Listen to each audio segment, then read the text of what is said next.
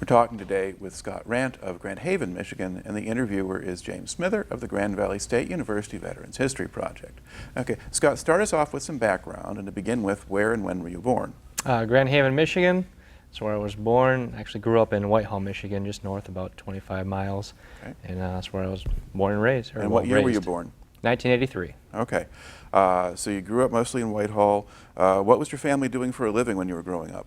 My dad actually was in the insurance business. He worked for a local agency and eventually became the owner of it. Mm-hmm. So that was kind of always a part of the family growing up. And then my mom, for most of when I was in school, was laid off from a local business. Eventually went back when I was probably closer to high school, and she was just a worker at Howmet in Whitehall. Okay. And when did you finish high school? 2002. Okay. So you're still in high school when 9/11 happened. I was. And do you remember much about that day? I do. I was actually it was a morning class. Mr. Love was the teacher. It was, of all things, it was a government/economics class. And obviously we're in class, and somebody came in and said, hey, a plane just ran into the Twin Towers. And my first thought was, well, some idiot doesn't know how to fly a plane and ran into the tower. Mm-hmm. And then it came in that, we actually turned the TV on at that point. They let us turn the TV on. And we were watching the news footage. And just after we turned it on is when the second one hit. And then we were like, whoa, this is something a lot bigger than somebody made a mistake. Yeah. And then we continued watching that pretty much the rest of the day. And the coincidence of it was, previously before that, I had been interested in possibly joining the Marines. Mm-hmm. And I had a recruiter scheduled to be at my house that afternoon when I got home from school. So that was my first taste. 9/11 happened, and then that afternoon I actually met with a recruiter with my parents at my house in the living room. Okay. Now that's 2001. So did you decide at that point you were going in, or did you have to think about it for a while and do it later, or how did that play out? Yep, actually did not. So I was basically just going over all my options at that time. Mm-hmm. I had a lot of family history. A bunch of cousins went in the Marines, and so I always kind of liked that patriotic side of me. And then he came. His name was Sergeant Catterat, and he kind of went over all the options, and I was big into computers at the time, so I thought, well, maybe I can get in the computer field, and he kind of showed me all the options. And after he left, I sat and talked with my family and what the options were. And at the time, I was a pretty good track athlete, so I had scholarships from multiple schools. Mm-hmm. That were offering, and kind of had the conversation with my parents that, well, you can always go into the Marines at any time, but you got these scholarships, you have the chance to go to college.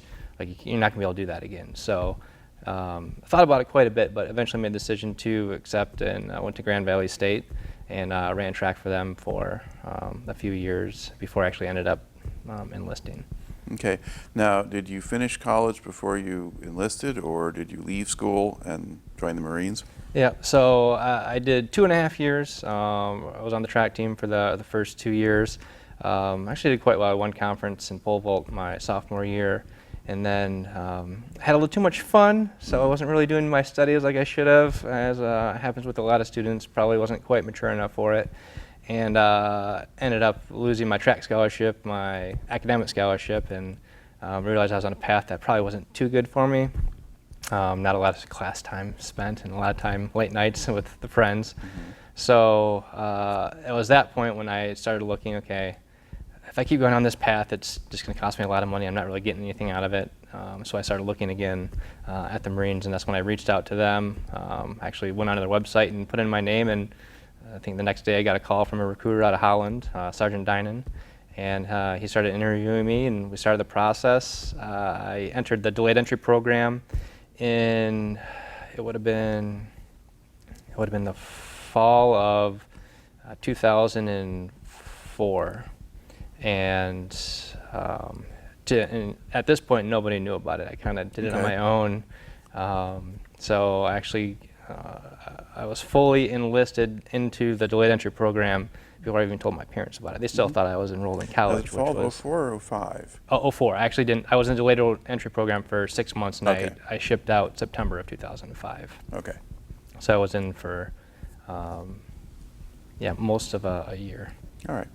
Okay. Now, so where do you go for your boot camp? I went to Camp Pendleton, or actually San Diego is where MCRD is, the Marine Corps Recruit Depot. So that's where I got shipped out to in September of 2005. All right. Now, how does in earlier eras, for Vietnam era, there's kind of a definite kind of ritual almost involved with arriving at San Diego. How do they get you to San Diego?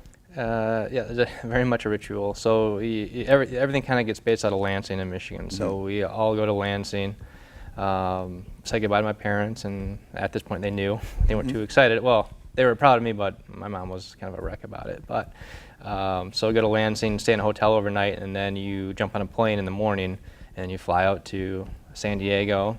We arrived in San Diego in kind of the middle of the night. And they put us in, I think it was the USO, and there was just a lineup. There's probably 50 of us sitting in there, and they made us kneel in front of the door that kept opening and closing because it was an automatic door. So as people were walking in and out, sitting there like idiots, kneeling down, and people were just walking by us. But they were for hours as flights came in, and after everybody was there and checked in, then the buses showed up. I can't remember if there was a drill instructor there or not, but we got into the buses, and they basically say, all right, put your heads down, don't look out the windows, we'll tell you when you can look and get out the bus. And they drive around. For quite a while, you don't really realize that the depot is only about a 5-minute bus ride, but they drive you around in circles to try and disorient you. And you get there, and that's when the famous, you get shoved off the bus and onto the yellow footprints, and they're screaming at you, get on the footprints and keep your head down and get in line, and that's when the onboarding process kind of starts. All right. So some things are consistent, including standing on the yellow footprints. Yep. All right. Now, do they process you at all that night, or what happens to you after you get your introductory lecture? It's kind of a continuous, at least 24-hour, if not 48 hours of doing something. You're waiting in a line to get your first haircut. You're filling out paperwork. They put you in a little cubicle, and you have to get rid of all your personal possessions. You put it in a box and sign your name on it, and then they give you your military issue clothing. You do all this for quite a while because you realize afterwards the point of it is everybody's coming from different time zones and different areas, so they keep you up for 24 to 48 hours, so everybody's extremely tired, so that when they put you to bed the first time, everybody is kind of on the same schedule. So that's kind of you don't really know what's going on at that point. You just think they're making you stand in line. You hurry up, go stand over here, and you wait for 45 minutes until you do something else. So that's kind of it's a good 2-day process. All right. Now, when you signed up, did you have specific training programs or things picked out, or just preferences listed, or did you just have to wait and see? No, so they let you can go in unknowing, but I actually chose to go in as 0311 or at the infantry as a rifleman. Well, not 0311, an 03. And my thinking behind that was originally when I was with the recruiter 4 years previous was about going to computers and get some really good training and go out and have something I could use in the real world. And at this point, the way I thought of it was, well, I've already gotten training, I've got real world experience. I want to do something that I can't do anywhere else. So I figured, well, why not join the infantry? Can't do that anywhere else. I go in and do that for 4 years, get some really good stories, make some good friends, and then get out. So that was kind of always the game plan when I originally enlisted. Okay. Now, were you assuming that you would get sent to Iraq or Afghanistan as part of this? Yeah, that was kind of the hope. All right. How much did you know about what was going on over there at the point when you actually go in? When I originally enlisted, it was, 2004, so the original push, Afghanistan was pretty much over at that time. The push through Baghdad had already happened. So, I wasn't an avid news watcher being a normal college student, but I knew there was active fighting going on and all that stuff. Okay. But basically just not anything that you were particularly worried about? No, I was actually kind of looking forward to it. That's one of the main reasons especially the Marines, why I joined the Marines. Okay. Your mom was worried about it? Oh, yes. Okay. All right. So now, what does the actual basic training consist of? Once they process you, what happens?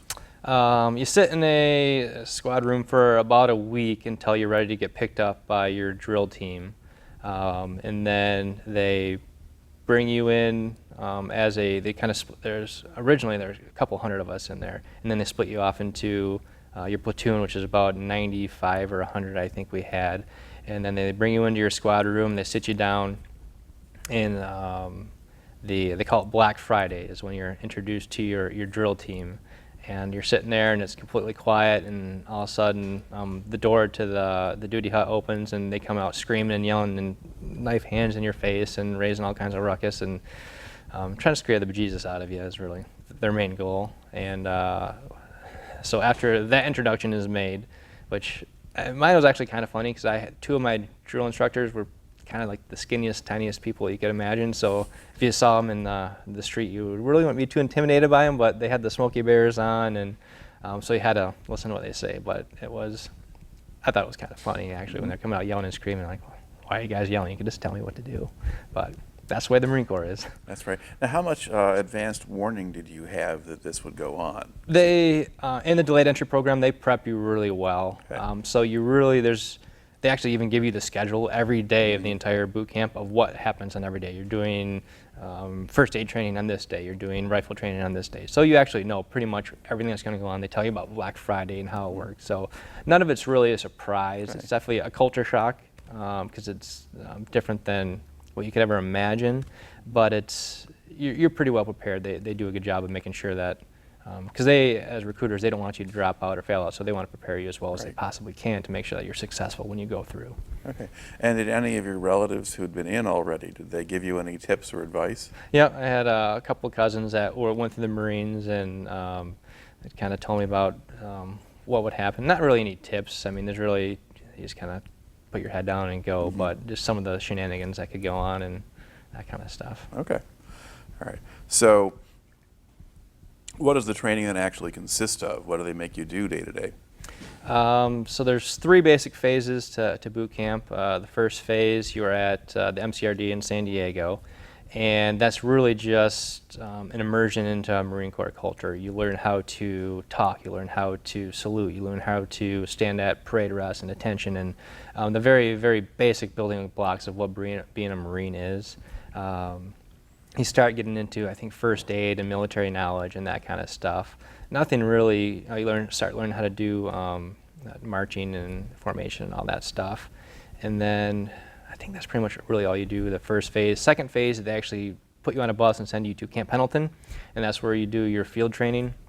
That's what kind of the fun stuff was, is where you go to the rifle range and shoot the rifles. They teach you marksmanship, teach you field training, so how to, you're sleeping outside under the stars, and how to do basic survival skills and cami paint and stalking and all that kind of stuff. That's there, and then the third phase, they bring you back, and that's kind of the polishing. They actually give you a little bit more respect. They're not treating you kind of like trained monkeys anymore. They give you a little leash to go by. So you go through, and do your final testing and all that stuff, and that's it. Okay. How long is that, the three phases together? 3 months. Each phase is 1 month. And the worst part about boot camp and the work experience that I had nothing to do with training. It was with their health care. Okay. So that was one of the things that they touted, is you get free health care, free dental, all this free stuff. Well, I found out pretty quick you get what you pay for. Mm-hmm. Their dental program was interesting. So I got there, I had my initial exam, and suddenly I had 6 cavities that just kind of came out of nowhere. So I thought that was pretty interesting. I mean, I had dental problems when I was younger, but not in quite a few years. So all of a sudden I had 6 cavities, like, okay. Then you don't really have a choice. You got to go back and you have to get things fixed. And the one time I went back, it was on this tooth right here. I had a big amalgam. It's like the big silver fillings, and they said it was damaged. It was something was wrong with it. So they had to remove it and put in a new one. Which, okay, I'm not having any problems with it. It doesn't hurt, but okay. Well, the doctor gives me the shot of the lidocaine or Novocaine, whatever it was, and I tell him right away, like, you missed the nerve. He's like, what do you mean? Like, I've had a lot of cavities when I was younger. Like, I know what it feels like when you hit that nerve. Your whole face feels like it blows up and it gets really fuzzy. Like, you didn't hit the nerve. I can feel localized numbing right here, but you missed it. He's like, no, I hit it. I'm like, I'm telling you didn't hit the nerve. We'll give it a few minutes. I'm like, okay. And he starts working on my tooth. I'm like, yeah, that hurts. Okay, well, I'll give you another shot. He does it again. I'm like, you missed it again. He's like, oh, there's no way I missed it. I'm like, I'm telling you right now that my tooth is not numb. He's like, well, we'll see how it goes. He starts drilling again. I'm like, I'm sitting in the chair, like holding onto the arms. And he does that, I think 2 more times. I think I get 3 shots total. And he's like, you know what? He's like, I think your roots are damaged. This is why it's not accepting the lidocaine, so you need a root canal. I'm just like, at the time, I should have questioned him, but I mean, my first couple weeks in boot camp, you don't really know what you can question or not. So I'm just like, okay, so what do we do? He's like, well, I'll start it right now. I'm like, okay, so he gives me another shot, and I'm like, it's not numb. I'm telling you it's not numb. I say, well, it should be this time. This is something different. I'm like, it's not numb. So he starts giving me a root canal, no anesthetic. It wasn't working. So I'm sitting on there pulling the chairs as he's drilling into my root, and I'm screaming, I'm sweating, and they're holding down my arms, and I'm just like, this is not good. So they get, I think in total I had like 6 shots that they gave me of lidocaine. It never did numb him. He never hit the nerve once. And this is the best part. It was getting close to 5 o'clock. He looked at the clock and said, well, it's about time to wrap up. We're only about halfway done. I think it was 2 hours. I was 2 hours into this. I've got to wrap this up. So I'm going to put a temporary filling in, and you have to come back and we'll finish the rest of it. I'm just like, at this point, I'm half passed out from the pain of getting a root canal without any anesthetic. So he puts on a kind of a half-assed filling in, and he didn't smooth it out, he didn't finish it, he just kind of capped it. So I had to go back to training with a tooth that was completely jagged, so it was literally cutting my tongue. My tongue was bleeding for probably a week or so, and I didn't sleep for probably 3 nights because the pain was so bad from the live roots that they just unearthed. And it was, by the time I actually got back to a dentist, I went to 2nd phase without it, and I went the whole 2nd phase with the temporary patch in there. And then it was 3rd phase before they sent me to a specialist because they said I had so many problems, which I'll give to the specialist. He was really good. He looked at what happened, and I told him the story, and he just kind of shook his head and was like, I'm sorry, that shouldn't have happened. And he's like, well, we'll take care of you. He gave me 1 shot. I'm like, it's numb. I can feel it. I mean, he did it. He hit it right away. And he didn't even use the drill. It was kind of, he had this little, he put like a little diode on my tooth and took measurements of how deep my roots were. And then he had these little hand drills that he put a little mark on it where how deep it was. And he just dropped it in and did it like this. And 45 minutes later, it was done, no pain. It was capped, and I never had a problem with it again. It's like, man, if I could have got that the first time, my life would have been a lot easier. Yeah, probably kind of hard to ask for a second opinion, though, in yeah, that I mean, circumstance. especially in that environment, you're afraid, well, can I question this guy? Is he an officer? Is he not an officer? So I just kind of kept my mouth shut, grabbed onto the chair, and sat through it. So when you're going through the different stages of boot camp, how do the drill instructors deal with people who mess up in one way or another?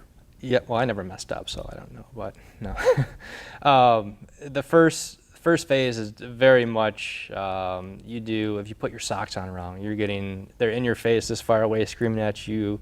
It's called the knife hand, shaking their hands at you. If you are unfortunate enough to make a mistake when there's multiple drill instructors around, you get in, they call it the shark pit, and they will literally surround you with 4 or 5 guys just screaming at you, yelling at you, spits flying in your face for the littlest. I mean, if you walk by somebody, don't say a proper greeting of the day or anything. So it's very much, you learn very fast that you do what they say, as they say, how they say it. Because even at the beginning, I mean, you get dressed, you put your left sock on, put your right sock on, all right, put your left pant leg on, put your right, I mean, they dress you the first few days.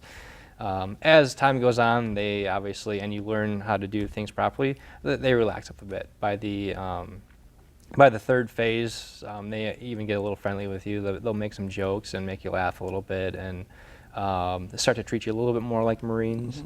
So it's a very gradual progression from you absolutely know nothing and we're going to treat you like that to, okay, you're almost there and we're going to respect you a little bit. Okay. Now, at what point do you find out what you're going to do next? Well, I was already contracted as an infantryman, Right. so I knew right from there that after boot camp I was going to graduate and then go into the School of Infantry.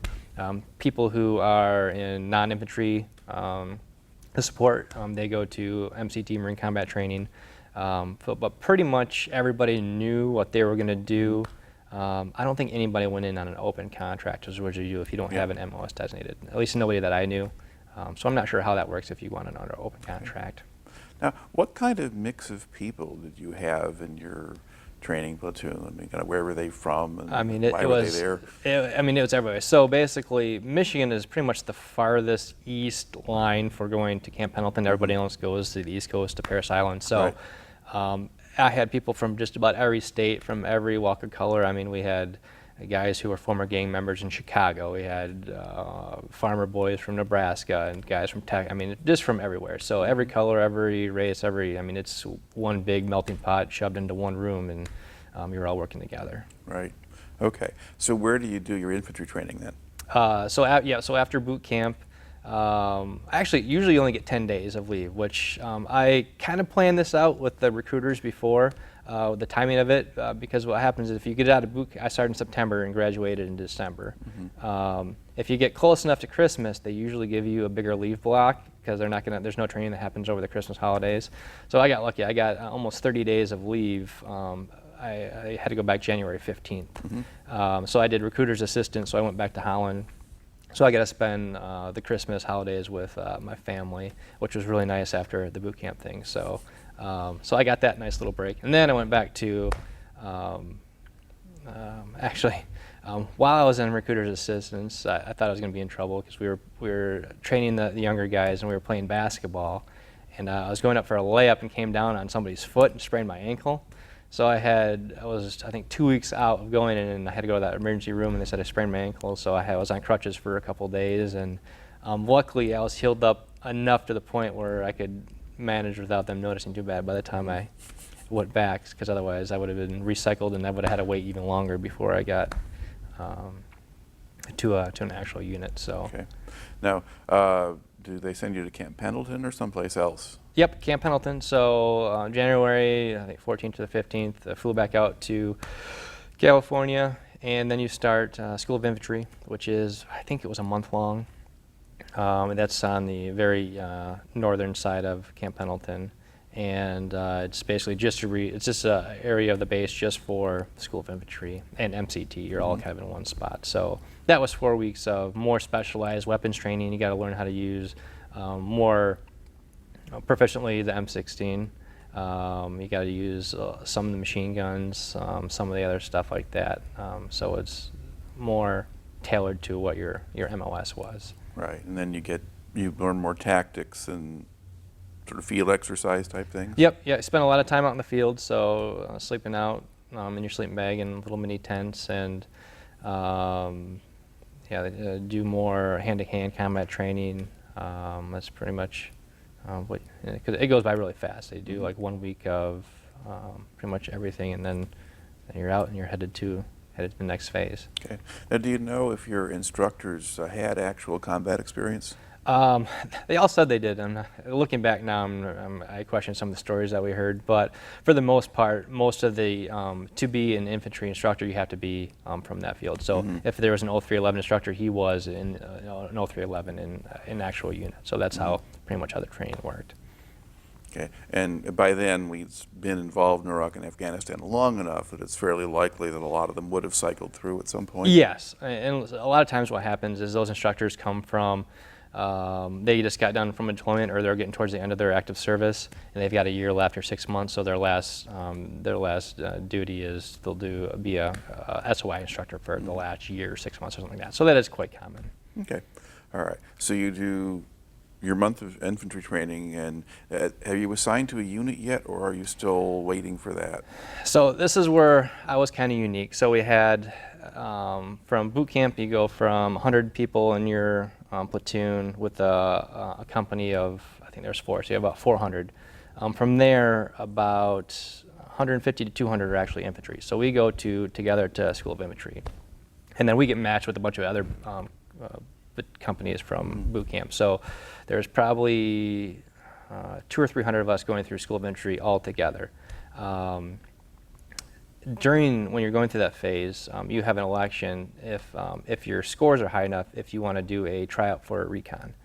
You have to have a GT score that's high enough. You have to be, we have to have your when you did your water qualifications in boot camp, you had to score high enough to actually to qualify, and your rifle range score had to be high enough, and your PFT score. Okay. So is the GT, is that the aptitude test? Yeah, the general technical test, yeah.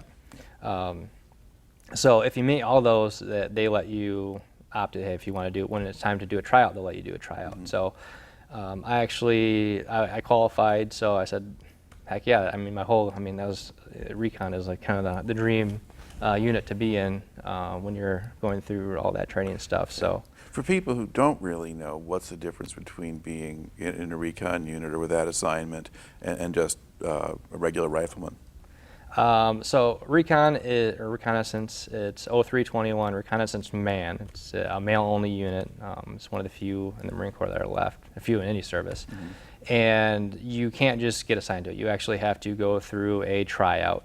Once you go through the initial tryout, then you go through Basic Reconnaissance Course. And once you finish that, then you can actually be assigned to a recon unit. That's the only way to get to it. You can't just be stuck into it like you can any other unit. You just, at the drop of a hat, or when they do their selection at the end of School of Infantry, you get selected and you go to a different unit. Right. So that's a little bit of the difference. So most guys would just go to a unit at that point if they're infantry, but you have to go and now train for recon. Did you have to try out first, or had you tried out already? So the tryout was during School of Infantry. It was a couple weeks into it, maybe it was the second or third week, and so I think about 50 of us actually qualified, and we went to the training.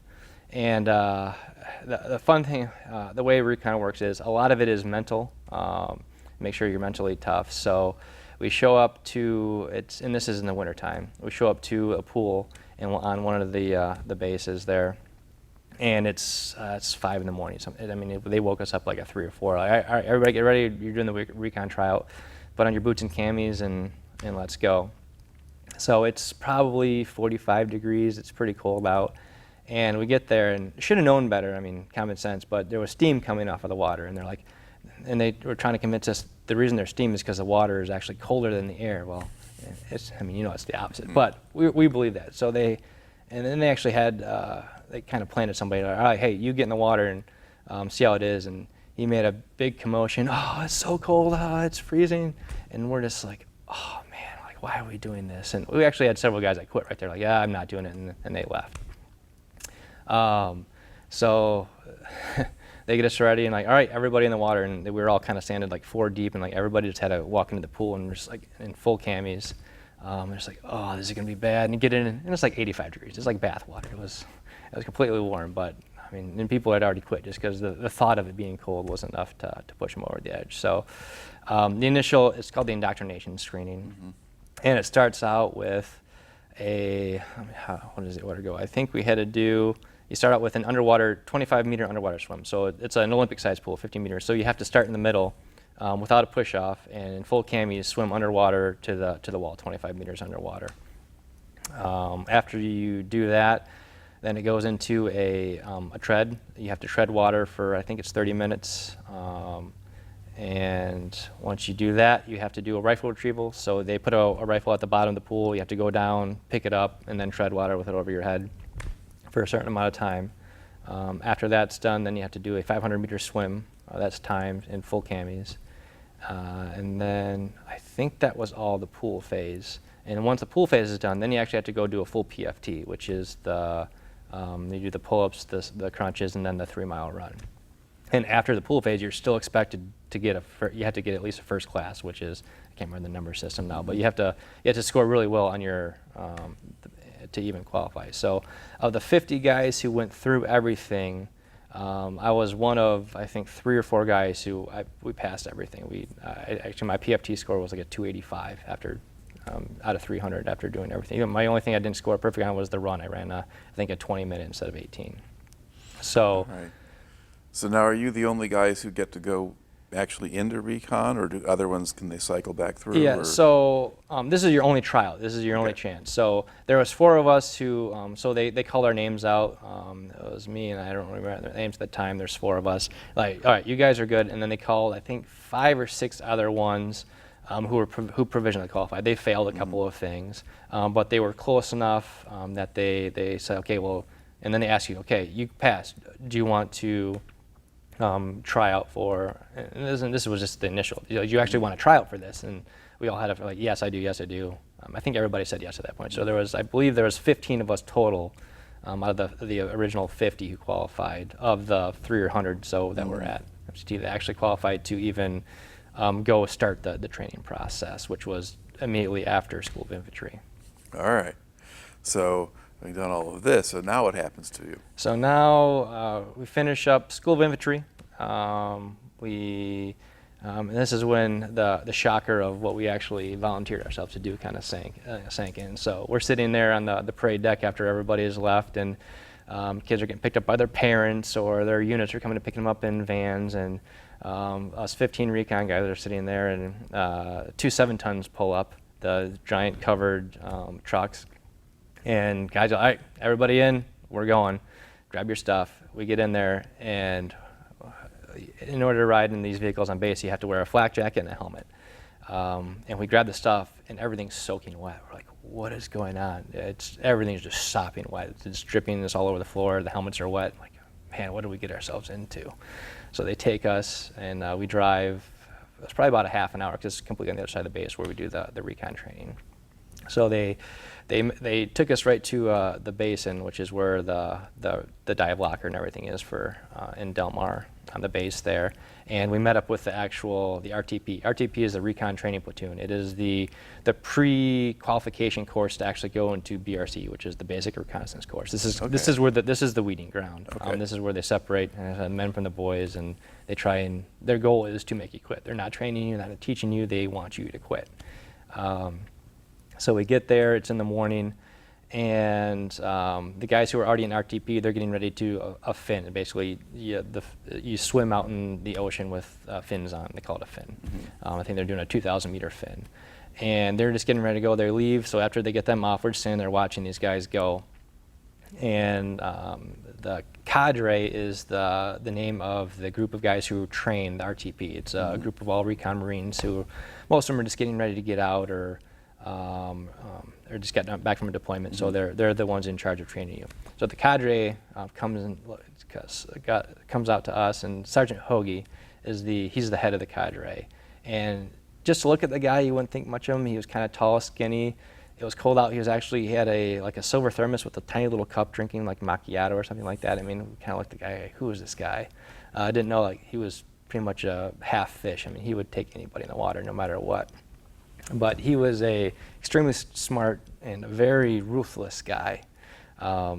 So his initial speech to us was, "Oh, so you guys want to be recon, huh? That's nice.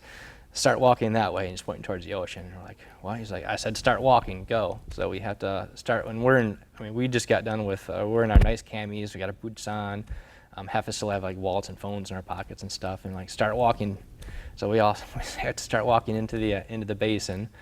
And he's like, "Don't stop until I tell you to stop." So we're walking, and we're getting like knee deep and waist deep. It's like, keep going. And, like, we get up to neck deep, and I keep going. We get out there, and now we can't touch anymore. So we're out there treading water, and it's middle of the winter, so it's 50 degrees in the ocean. So it's freezing cold. And he keeps us out there for 5 or 10 minutes, and like, "Oh, so you guys really want to be recon, huh? This is what you think you want to do? You're going to be cold, wet, and miserable for most of your career. And like, you guys can quit now anytime you want and go be nice and warm and somewhere else." And that's kind of how it went for the rest of the day. He brought us out of the water. We had a bear crawl onto the sand, and sugar cookie is a method you're supposed to use when you're coming out of a water operation to get the gleam of the water off you. You're supposed to coat yourself in sand, so it makes your camis dull. And so, but their idea of sugar cooking was burying your head in the sand and just covering yourself head to toe in dirt and sand. So then you did that for a while, then back in the ocean, then back in the sand, and back in the ocean, and in between was sit-ups and push-ups and flutter kicks, where you sit on your back and you kick your legs up and down. And that went on for the whole time that they were doing their fin, which was probably about an hour. We were just in the water, out of the water, in the water, out of the water, and then just kind of berating us and like, "All right, you guys can quit now." And we had a couple guys quit right then and there, like they were done with it. They had enough.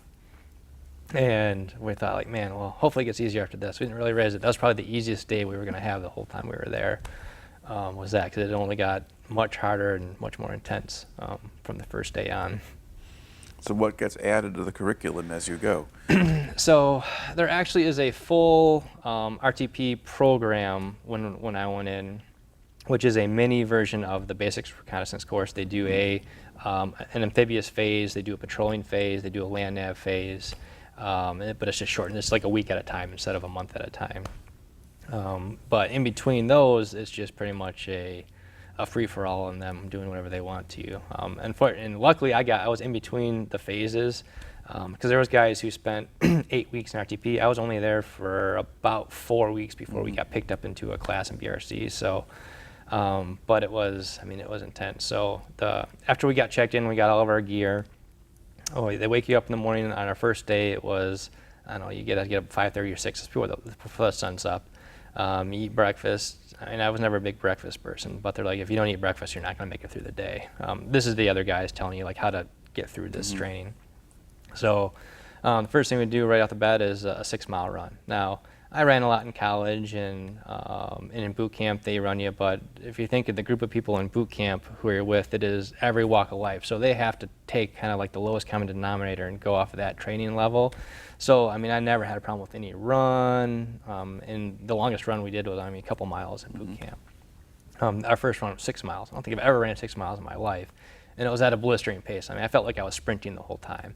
So needless to say, I fell out of the very first run. If you fall out, there's a group that usually stays together, and if you fall out, you're towards the back. So I definitely fell out with a few other guys because I couldn't keep up. So I definitely got a lot of grief for that. Like, you might as well quit now if you can't keep up with those guys. We're not even going that fast. And I think we were running like a 7 or 8 minute pace. And that was just, and I found out that's just the warm up we did that morning. We did the 6-mile run, came back, and then for the next 2 or 3 hours it was calisthenics. So they put us on the basketball court, and we were doing flutter kicks and push-ups and bodybuilders. A bodybuilder is where you stand up, you go down, do a push-up, you come back up again, and it's kind of a repeat. It's called that. There's eight counts to it. So doing bodybuilders, and it's just nonstop, and they know that you can't do everything that they want you to do, but they're watching to see how you're giving up, like if you just quit and just lay there, or if you're trying to keep going. And so they've got a good feel of who's actually trying to put out and who's trying to get out. So that was the first part of the afternoon. And so by the time lunch came around, they give you an hour and a half, I think, for lunch. I think it might be 2 hours. They give you a pretty good lunch period. A lot of guys sleep during it. And I just remember I was so exhausted just from that first morning. And I had no idea what was to come in the afternoon, which was the pool session. So I think we tried to take a nap, and then all the guys who have been there longer, like, no, you guys can't sleep. You have to practice your knots. So a big part of the training is you have a knot test at the end of BRC. So they were teaching us knots and stuff during our lunch period, because you have to do that kind of on your own. They won't take time to do that because it's kind of a simple thing. So instead of sleeping and resting, we were practicing our different knots. And then the afternoon session came, which was a huge eye-opener. I was a pretty good swimmer my whole life, but this was nothing like I had ever encountered before. So they get you into the pool, and most of the time they want you to be underwater, is basically how it goes. So the first part was, I think we did repeat. So a crossover is when you swim underwater, and this is only a 25-meter pool. It's not a full Olympic distance. So you have to swim underwater from one end to the other. And then they call it the crawl stroke. It's really the freestyle stroke. So we had 2 groups, one on each side, and what you had to do is the guys on this side would swim on top of the water, crawl stroke, and the guys on this side would have to swim crossover underneath the water, and you just go back and forth. And once you got to the other end, they'd give you 3 or 4 seconds, and you had to do it again. And we did that for, an hour. It was a long time. And I quickly found out you don't want to be the first person to come up for air if you're doing the crossover. Because what happens is the cadre is in the pool with you, and they're watching you, making sure you're doing it right. They're also there to make sure you don't drown, which they're there to also drown you. But if you're the first person to pop up, the cadre sharks you. So they come up. If you go up for air, 3 or 4 of them will grab you and take you to the bottom of the pool, and then let you back up again and do it again and do it again until you get to the other end and until you're safe. So I found out really quick that you never wanted to be the first person to pop up for air, because your life was going to get a lot harder. So you were looking, if you run out of air, you're looking to see who else is going to go, and if nobody else was going, you just kept going. Like you didn't. You shallow water blackout, where everything just kind of starts closing and you're getting real dizzy, and you keep going. You don't want to be the first one up. So that was the first hour or so, just doing that over and over and over again. And I got to the point where doing the crawl stroke on top was when you actually can rest. But you also didn't want to be last either, because as soon as the last person got there is when you start again. So you wanted to be kind of in the middle, so you actually had a little bit of a rest. And then The last phase that we did was, this is where a lot of people broke. It was, they called it the ball of shit.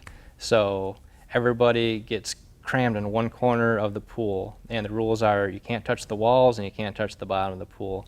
And they put a pool skimmer over that spans the whole pool, and they start moving it closer and closer and closer to you. So you have to, everybody gets bunched together. So there was probably 35 of us in this group at this time. So you're getting closer and closer. And so by the time they're done, the pool skimmer's like on the very corner, and so everybody's treading water, and you're just sitting there like this, and you learn really fast how to like for us, for the first time, like we're getting yelled at by their guys because we're trying to tread like normally and keep above, and they're screaming at us like, because we're basically, you're kicking them and you're scratching them with your nails and stuff, trying to stay above the water. And you learn very quick how to, I mean, you just kind of sit there and little itty bitty movements just to keep yourself above water and keep your lungs full. And so you're treading water with all these other guys in this tiny little thing. And then what's going on everyone else is the cadre is kind of circling. And what they'll do is they go underneath the pile and they grab you by your feet and pull you down when you can't see them. And they take you and they'll roll you, 2 or 3 guys grab you up. Some will grab your neck, grab your arms, pull off your goggles, try and knock the wind out of you, roll you around the bottom of the pool. And the goal is to try and get you to freak out. And they tell you from right before you even get in the pool is, they tell you they're going to do this, but the whole point is to teach you discipline underwater, because a lot of what we do is water operations. So if you freak out when you're in the water, it's a really quick way to die. So you have to be comfortable being underwater in a situation that makes you very uncomfortable. You have to be calm. So as long as you follow the rules, they would let you go. And you're supposed to go limp and let them do whatever they're going to do, and they'll mess with you for a while, and eventually they will just let you go. And then you just swim at the top, and you go back into you go back up in the middle, and you sit there, and you just wait for them to do it again. Now, if you should happen to start fighting them, they love it when you do that, because I mean that's what they live for, is you start fighting them, and then they just go back even harder. And if you're fighting them, they will let you go up. They watch you really close, and there's people spotting to make sure you're actually not drowning in the water. But they can kind of tell when you're getting real close. They'll let you up for air, and they'll let you get your lips about that far out of the water and get a breath, and then they pull you back down again. And they'll do that 4 or 5 times, and just the guys were crying in the pool. People were. The one guy, he had a tattoo on his leg that said "Unbreakable," and he was pretty a cocky guy, and he was one of the ones that wasn't that strong in the pool, and he freaked out when they pulled him under. And he was trying to swim away from them, saying, "They're trying to kill me. Somebody save me. They're trying to kill me." So he even after the 4 years later, he never lived that down. We always gave him a hard time about freaking out in the pool for that, but. But he stayed in. Yeah, he stayed. They did it for a while, and eventually they let him go, and he got back in. But the problem is when you do that, it drains your energy so fast when you're fighting those guys that it's not worth it. You just and the whole point of it is if you have a resting breath hold and a working breath hold. A resting breath hold is like if you just sit here and calmly don't move and hold your breath for as long as you can. You can hold your breath for quite a long time. And a working breath hold is think of doing like a 100-yard dash without breathing. Well, you've got maybe 15 seconds of a working breath hold, and you got 2 minutes of a resting breath hold. So they're trying to teach you, even if the situation is really bad, stay calm, relax, and you'll have a lot more time to figure out what's going on to be able to fix your situation. Like if you're in a dive and you get rolled up by a wave and you're tangled up in your gear, if you freak out, you're going to drown really fast. But if you calmly try and figure out what's going on and get yourself unhooked, you've got a lot better chance of survival. So that's what they're trying to actually teach you, is how to be calm under pressure.